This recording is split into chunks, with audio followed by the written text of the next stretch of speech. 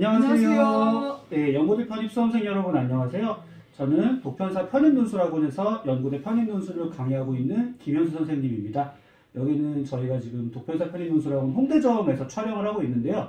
오늘은 올해 2021학년도 연세대학교와 고려대학교 일반 편입 동시 합격생과 같이 인터뷰를 준비해 보았습니다. 사실 올해같이 치열한 경쟁에서 연고대 일반 편입을 동시에 다 합격했다는 것은 진짜 상당히 고무적인 결과가 아닐 수가 없는데, 어떻게 이 학생이 그런 결과를 이뤄낼 수 있었는지 우리 옆에 모신 학생과 같이 인터뷰 진행해 보도록 할게요. 자, 안녕하세요. 먼저 우리 수험생들을 위해서 간단하게 자기소개를 부탁드리겠습니다.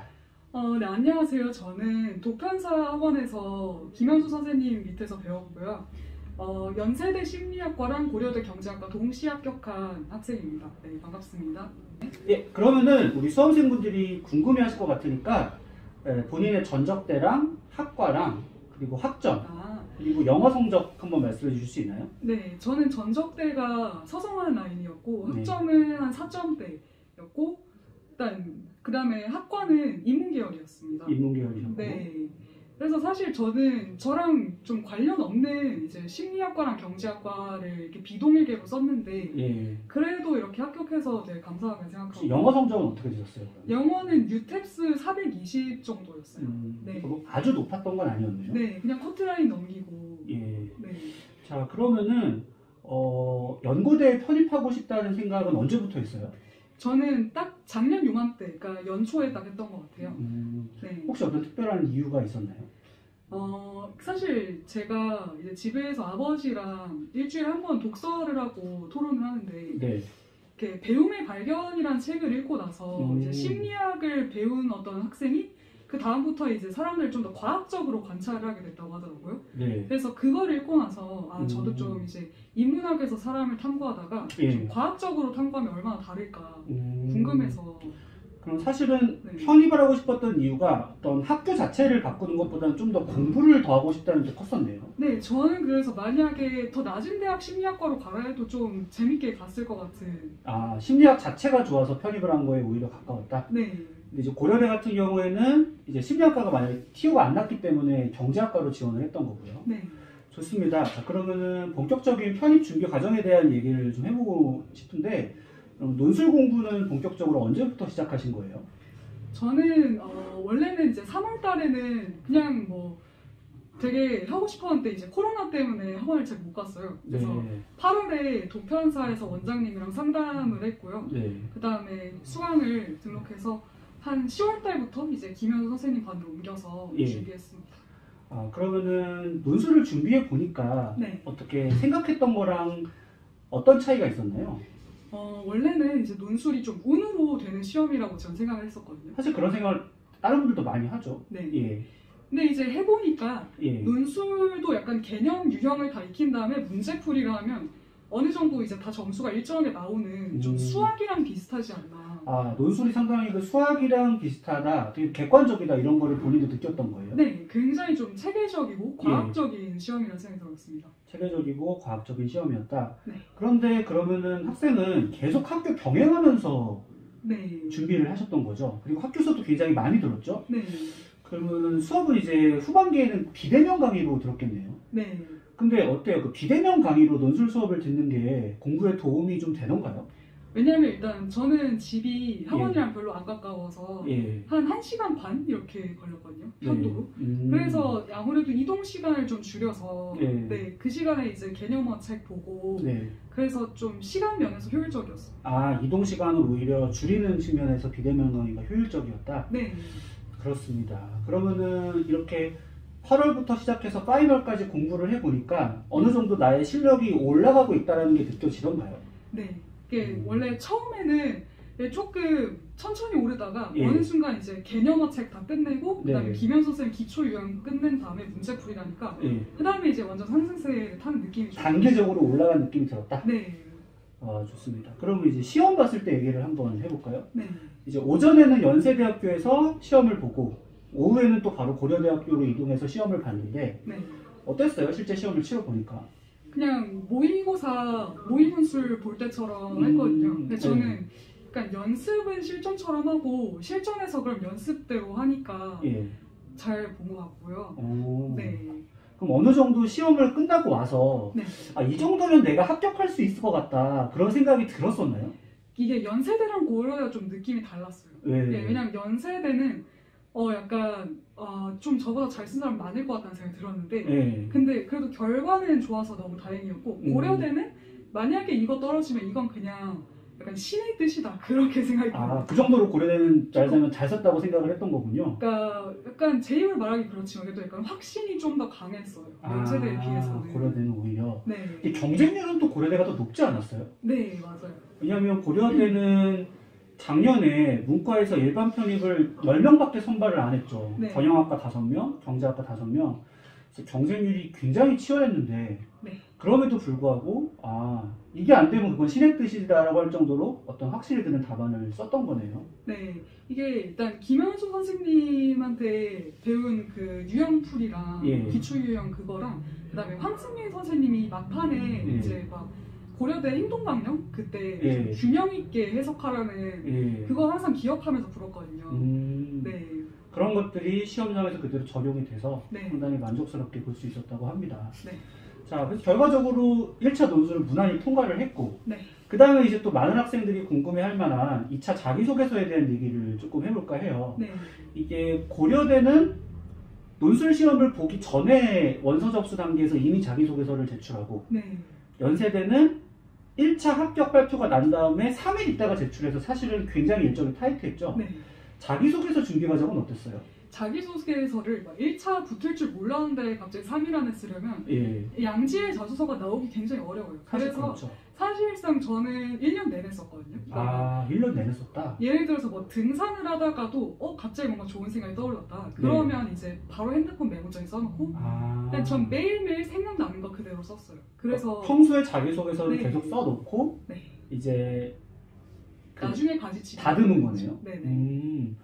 그러면 이제 다듬을 때는 학원에서 첨삭을 받았던 거죠? 네, 고려대랑- 김현수 선생님께 근데 자기소개서 첨삭은 어떻게 좀 만족스러웠나요? 굉장히 만족스럽고요. 어떤 네. 측면에서? 일단은 자기소개서 소재가 여러 개 있었는데 그걸 어떻게 풀어낼까 스토리텔링이 좀 고민이었거든요. 네. 근데 이제 일단 제가 특히 고려대 경제학과는 좀 김현 선생님 감사한 게 경제 원론밖에 안 들었거든요. 수업 딱 한 개 들었었죠. 네.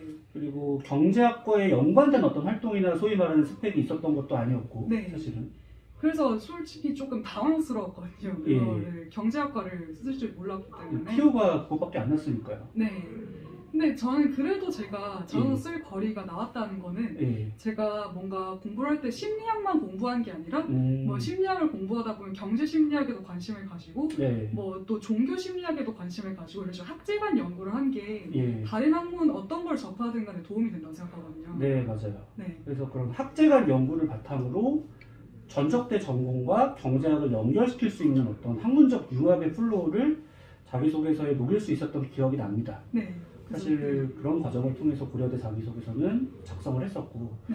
연세대 자기소개서는 그러면 작성했던 과정이 어땠었나요? 일단은 원래 심리학과를 지망했기 때문에 예, 좀 심리학 전공 서적도 다 읽어보고 맞아요. 그리고 뭐 관련된 다큐멘터리도 당연히 봤고 예. 그렇기 때문에 일단 기본적으로 좀 쓸 소재가 많았던 것 같아요. 왜냐하면 연세대 심리학과는 원래 본인이 진학을 희망했던 학과였고 네. 관련된 그런 재료들도 있었으니까 네. 그러면은 아까 자기소개서를 1년 동안 썼다고 했는데 이렇게 나름대로 그 본인이 쓴 거랑 실제로 제출을 앞두고 첨삭을 받아보니까 또 어떤 차이가 있던가요? 일단 좀 더 깔끔해졌고요. 예. 그리고 일단 제가 저 혼자 만약 저를 쓰면 이제 예. 무엇을 버려야 되는지를 잘 모르거든요. 다 가져가고 싶기 때문에. 예. 근데 이제 아무래도 제 3자이고 또 전문가이신 김현 선생님이 예. 이거는 그냥 과감하게 버리자고 네. 그래서 선택과 집중을 할 수 있었던 게 선택과 집중을 어떤 포인트였다. 네. 왜냐하면 자기소개서에 본인이 가지고 있는 모든 재료들을 다 녹일 수 있는 것이 아니라 네. 어떤 하나의 일관된 스토리를 가지고 구성을 해야 되는 것이기 때문에 네. 사실은 내가 아무리 좋은 재료가 있더라도 그 스토리에 부합하지 않는 측면이 있다라고 한다면 쳐내는 게 맞는 건데 네. 그런 부분에서 가이드를 받는 게 좋았다. 네. 그래서 결과적으로는 연대와 고대 둘 다 최초 합격을 했던 거죠. 네. 그러면은 자 사실 이거 굉장히 까다로운 질문인데 네. 그래서 연대와 고대에 다 합격했습니다. 네. 최종적으로는 현재 어느 학교로 진학하기로 결정한 상태인가요? 고려대로 진학하기로 했습니다. 아, 고려대로 진학하기로 했어요. 네. 그러면 혹시 왜 고려대로 진학하기로 했나요? 일단은 사실 제가 일지만 고려대 심리학과였고요. 왜냐면 일단 고려대 심리학과, 물론 연세대 심리학과의 장점도 있지만 네. 저는 고려대 심리학과의 어떤 연구 실적이나 또 전통이 좀 더 맞아요. 제가 보기에 심리학을 공부하려면 거기가 더 적합하다 생각했고 네. 그리고 경제는 어쨌든 어떤 과목을 하든 간에 복수 전공을 하려고 했기 때문에 맞아요. 고려대 복수 전공도 잘 되어 있고 아, 그러면 고려대학교에서 심리학을 복수 전공, 네. 그게 제가 아마 고려대 용어로는 이중 전공이라고 알고 있는데 네. 경제학을 주전공으로 하면서 심리학을 이중 전공을 해나가실 계획이시네요. 네. 그러니까 앞으로도 이제 그러면 학제간 연구를 계속 하겠네요. 경제학과 심리학을 같이 공부하면서. 네. 네, 그렇습니다. 그런데 이제 저는 이런 생각을 할 수가 있을 것 같아요. 사실은 연고대 편입 동시 합격이라고 하면은 올해같이 특히 고려대학교 TU가 일반 편입 TU가 극단적으로 적은 상황에서는 굉장히 좀 이뤄내기가 어려운 성과인데 저는 우리 학생 말고 또 일반 편입 동시 합격이 누가 있을까 그런 생각이 들어요. 근데 이거가 어떻게 이루어질 수 있었다고 생각해요? 학생은? 일단 기출 문제를 많이 풀어보고 예. 그리고 제가 보기에 논술은 어떤 일정 성취량 요구되는 성취량을 만족시키면 그 다음부터는 합격률이 좀 정해져 있어요. 어느 정도를 합격할 수 있다. 네. 예. 그래서 경쟁률이 아무리 높아도 그 안에 허수도 있을 거고. 네. 그래서 저는 뭐 한 명을 뽑아도 그 한 명이 그냥 내가 되도록 노력을 하자 그 네. 생각으로 임하니까 된 것 같습니다. 그런 마인드로 되니까 실제로 그 한 명이 내가 됐었던 거죠. 네네. 연세대 심리학과 같은 경우에는 일반 편입으로 딱 한 명 선발했었죠. 네. 네. 그런 어떤 마인드셋도 굉장히 중요하고. 그럼 돌이켜보건데 이렇게 연고대 편입을 하겠다고 한 그 결심, 잘한 결심이었다고 생각하나요? 네, 정말 근데 솔직히 좀 꿈만 같고요. 예. 네, 그리고 독편사 학원을 예. 그리고 선택한 것이 너무 예. 감사한 선택이었다는 생각이 들고요. 네. 그렇습니까? 일단 자료나 이런 예. 체계적인 그런 걸 보면 네. 굉장히 일단 합격생이 제가 다니기 전부터 굉장히 합격생도 많았고 네. 또 체계적이고 뭔가 이렇게 방대한 데이터가 있었기 때문에 좀 네. 신뢰를 할 수 있었다고 생각합니다. 네. 그러면은 끝으로 이제 올해 2022학년도 연고대 편입을 준비하는 수험생들에게 해주고 싶은 조언이 있다면 어떤 것들이 있을까요? 저는 너무 스트레스 받지 말고 네. 제가 보기에 논술은 그냥 제가 보기에 저도 일단 지난 학기에 최대 학점인 22학점 수강하면서 대외 활동도 하면서 논술도 준비를 했거든요. 근데 그래도 살아가는데 아무 지장이 없었거든요. 그래서 논술에 부담을 가지기보다는 네. 그냥 이제 어차피 장기적인 인생에 이게 공부가 도움이 될 거라는 생각으로 임하시면 네. 즐겁게 하실 수 있을 거라 생각합니다. 네. 그렇습니다. 그리고 네. 김현수 선생님 관련해서 드리고 싶은 말씀이 있는데요. 네. 저는 솔직히 말해서 이분이 개념부터 유형까지 예. 정말 무엇을 선택하고 무엇을 버려야 되는지를 예. 지름길을 알려주세요. 그래서 예. 김현수 선생님 커리큘럼을 탔는데 만약에 1차를 못 붙었다. 그러면 일단 제가 봤을 때 그 김현수 선생님의 탓은 아니에요. 네. 그렇게까지. 네. 사실은 저는 되게 제 수업을 듣고도 불합격한 학생들이 있기 때문에 사실 그 학생들한테 굉장히 좀 미안한 마음이 큰데 그렇게까지 말씀해 주시니 좀 네. 한편으로는 감사하기도 하면서 네. 그래도 저는 여전히 모든 학생들이 좋은 결과를 얻었으면 좋겠죠, 사실은. 네. 그렇습니다. 아무튼 좋게 말씀해 주셔서 고맙고요. 네. 예. 그래서 이렇게 해서 올해 2021학년도 연세대, 고려대, 일반 편입 동시 합격한 학생과 인터뷰를 진행을 해보았는데요. 여러분들 이 학생이 동시 합격할 수 있었던 어떤 특별한 비결이 있다기보다는 제 생각에는 그거 같아요.